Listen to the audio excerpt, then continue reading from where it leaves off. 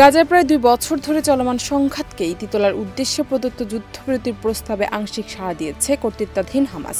এই সাড়া দেওয়ার ঘটনাকে স্বাগত জানিয়েছেন যুক্তরাষ্ট্রের প্রেসিডেন্ট ডোনাল্ড ট্রাম্প এবং তিনি ইসরায়েলকে অবিলম্বে হামলা বন্ধ করার আহ্বান জানিয়েছেন। এলএমই সার্টিফাইড বিশ্বসেরা কপারে তৈরি ওয়ালটন কেবলস, যা আপনার স্থাপনাকে রাখবে সব সময় নিরাপদ। ট্রাম্প এক বিবৃতিতে বলেন, হামাসের প্রতি তিনি এক পর্যাপ্ত সময় বেঁধে দিয়েছেন তার প্রস্তাব মেনে নেওয়ার জন্য।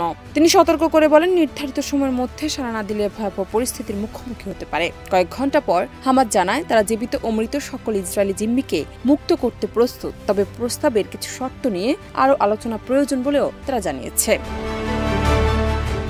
ট্রাম্প সামাজিক যোগাযোগ মাধ্যম ট্রুথ সোশ্যালে লিখেন, হামাসের বিবৃতি থেকে দেখা যায় তারা স্থায়ী শান্তির পথে অগ্রসর হতে চাচ্ছে। এই প্রেক্ষাপটে ইসরায়েল উচিত এখনই গাজায় আক্রমণ বন্ধ করা, যাতে জিম্মিদের নিরাপদে ফিরিয়ে আনা যায়।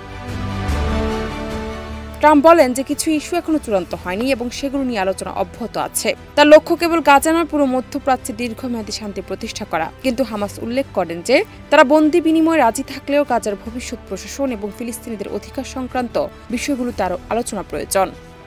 জান্নাত নিপু, দেশ রূপান্তর।